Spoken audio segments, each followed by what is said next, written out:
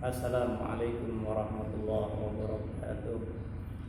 Alhamdulillahirabbil alamin wassalatu wassalamu ala sayyidina Muhammadin wa ala alihi wa sahbihi ajma'in, amma ba'du.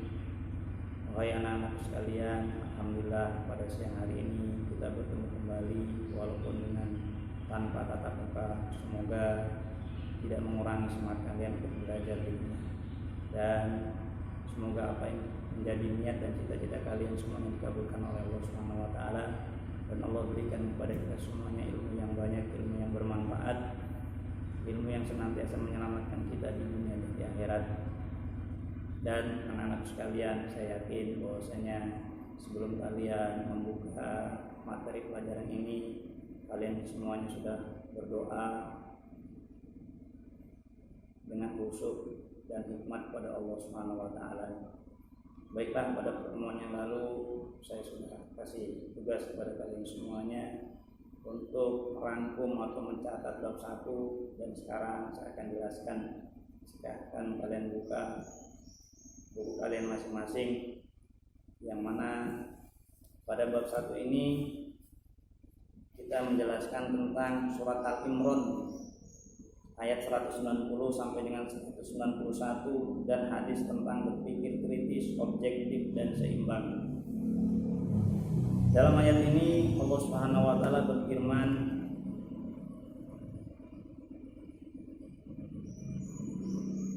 Inna fi khalqis samawati wal ardi, sesungguhnya di dalam penciptaan langit dan bumi, wa ma fihima minal ajaibi, dan apa-apa yang ada di antara keduanya itu memiliki keajaiban, memiliki keindahan. Waqtilafil laili, begitupun pergantian malam dan siang, pergantian siang berubah menjadi malam dan malam berubah menjadi siang, itu semuanya adalah la ayatin, terdapat tanda-tanda kekuasaan Allah Subhanahu wa taala. Bagi siapa? Yaitu bagi mereka liulil albab, orang-orang yang senantiasa memiliki akal sehat. Akalnya digunakan untuk senantiasa berpikir tentang ciptaan-ciptaan Allah Subhanahu wa taala. Siapakah mereka orang-orang yang memiliki akal sehat? Orang-orang yang senantiasa menggunakan akalnya untuk berpikir kritis tentang keagungan Allah Subhanahu wa taala. Mereka itu adalah alladzina yadhkurunallaha qiyaman wa qu'udan wa 'ala junubihim. Mereka itu adalah orang-orang yang senantiasa mengingat Allah Subhanahu wa taala, baik itu dengan berzikir, bersolawat kepada baginda Nabi. Itu semuanya adalah berpikir, berzikir kepada Allah Subhanahu wa taala, baik itu dalam keadaan duduk, berdiri, ataupun dalam keadaan dia berbaring. Dia senantiasa gunakan akalnya untuk berpikir tentang keagungan Allah Subhanahu wa taala. Mereka itulah orang-orang yang memiliki akal sehat. Orang-orang yang senantiasa mensyukuri telah Allah ciptakan akal mereka. Wa yatafakkaruna fi khalqis samawati wal ard, dan mereka orang-orang senantiasa memikirkan di dalam ciptaan Allah Subhanahu wa taala, yaitu menciptakan langit dan bumi. Rabbana ma khalaqta hadza batilan, dan tidaklah Allah Subhanahu wa taala menciptakan kita semuanya ini dalam keadaan batilan, sia-sia. Tidak. Allah ciptakan kita semuanya ini semuanya dalam keadaan keseriusan, dalam keadaan kesempurnaan. Dan Allah ciptakan kita semuanya ini tidak terlepas dengan tanggung jawab kita terhadap amanah yang telah Allah berikan kepada diri kita. Salah satunya adalah akal. Kita akan ditanya oleh Allah Subhanahu wa taala, kita gunakan untuk apa akal kita ini. Subhanaka faqina adzabannar, Maha suci Allah Subhanahu wa taala. Faqina adzabannar, maka semoga Allah pelihara diri kita semuanya dari siksaan api neraka. Dalam ayat ini maka terdapat isi kandungan. Yang pertama adalah tanda-tanda kebesaran Allah Subhanahu wa taala. Yang terbesar adalah adanya alam semesta, Hal ini harus dijadikan sebagai media berpikir oleh umat Islam sehingga menghasilkan hikmah, manfaat dan maslahat. Jadi adanya langit, adanya bumi, ini adalah salah satu tanda kebesaran Allah SWT, supaya apa? Supaya kita berpikir. Setelah kita berpikir, kita akan tahu bahwasanya tidak ada yang bakal mampu menciptakan langit dan bumi ini kecuali Allah SWT. Bagaimana tidak? Ketika kita, orang tua kita mungkin, atau kita nanti, kalian semuanya sudah dewasa, sudah berumah tangga, kemudian kalian membuat rumah, tidak ada rumah kita itu tidak menggunakan tiang. Pasti rumah yang kita dirikan itu semuanya menggunakan tiang, baik itu tiang yang 4 dan lain sebagainya, pasti menggunakan tiang. Berbeda dengan langit, sebesar yang kita lihat langit ini, tidak pernah kita berjalan selama hidup kita ini menumbur tiang langit, tidak. Ini menunjukkan bahwasanya tidak ada yang bisa, arsitek sehebat apapun tidak akan bisa menciptakan langit yang model sebagaimana ciptaan Allah yang kita lihat sekarang ini. Ini adalah salah satu tanda-tanda kebesaran Allah SWT. Dan yang kedua, keteraturan pergantian siang dan malam. Bukan pergantian biasa saja tanpa ada tujuan dan faedah, karena ia merupakan salah satu tanda kebesaran Allah SWT yang membutuhkan akal untuk memikirkan. Jadi perputaran siang dan malam ini bukan hanya begitu saja terjadi, bukan.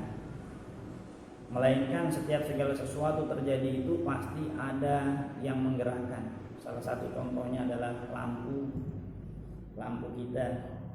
Itu tidak mungkin lampu itu hidup kecuali saklar lampu tersebut kita hidupkan.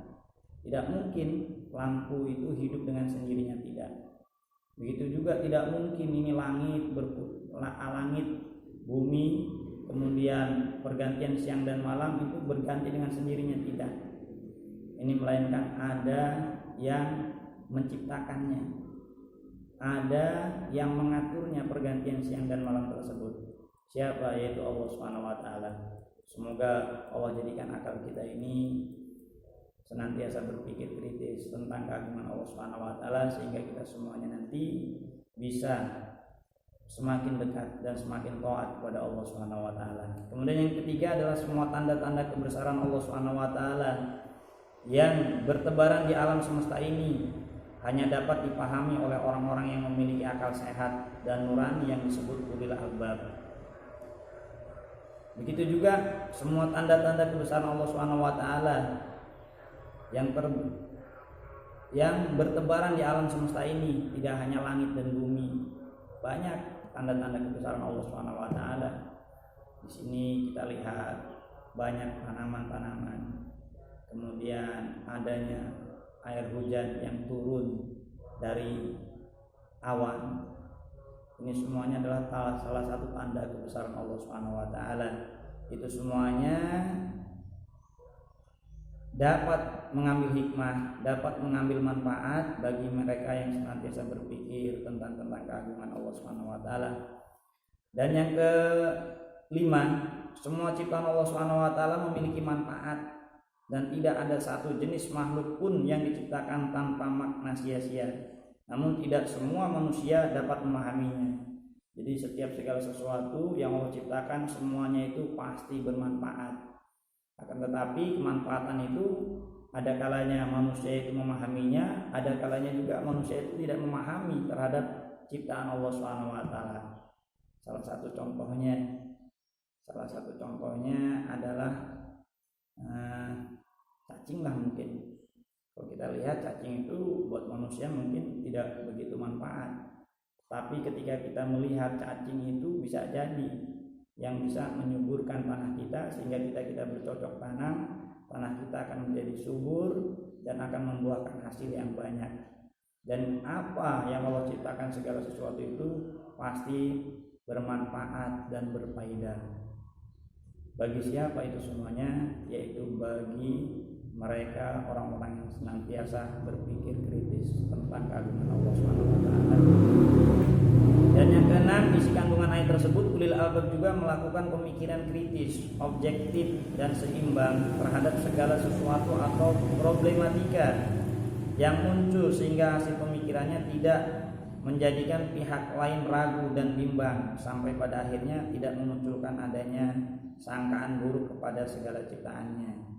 Jadi mereka orang-orang yang memiliki akal sehat atau disebutnya ulil albab, mereka itu senantiasa berpikir dengan akal yang telah Allah berikannya, berpikir sehingga menghasilkan pemikiran, tidak menjadikan orang itu menjadi ragu kepada dirinya, tidak menjadikan orang-orang lain ragu kepada dirinya dan bimbang, dan menjadikan sangkaan buruk kepada segala ciptaannya. Jadi mereka orang-orang yang memiliki ulil albab, akal sehat, mereka tidak pernah ragu terhadap kekuasaan Allah Subhanahu wa taala. Karena apa? Karena dengan berpikir kita yang baik, maka akan memunculkan dalam diri kita bahwasanya kita ini diciptakan oleh Allah Subhanahu wa taala. Segala sesuatu ini diciptakan oleh Allah Subhanahu wa taala. Oleh sebab itu maka kita harus mengikuti aturan-aturan yang menciptakan diri kita dan yang menciptakan seluruh alam semesta ini, siapa? Yaitu Allah Subhanahu wa taala. Karena apa? Karena Allah Subhanahu wa taala ketika kita menyembahnya akan diberikan manfaat. Dan ketika kita tidak menyembahnya, Allah Subhanahu wa taala akan memberikan azab. Itulah Allah Subhanahu wa taala. Maka jangan kita menyembah kepada selain Allah Subhanahu wa taala. Mungkin kalau buat apa gunanya ketika kita menyembah tidak memberikan manfaat buat diri kita, dan juga ketika tidak disembah tidak memberikan madarat buat diri kita, maka janganlah disembah semuanya itu. Berbeda dengan Allah Subhanahu wa taala, ketika kita menyembah Allah Subhanahu wa taala, Allah Subhanahu wa taala akan memberikan kita yaitu dengan janji-janji yang baik, yaitu surganya Allah Subhanahu wa taala. Dan ketika kita tidak mau menyembahnya, maka Allah Subhanahu wa taala akan mengancam diri kita, yaitu dengan mengazab dengan siksaan di dalam api neraka.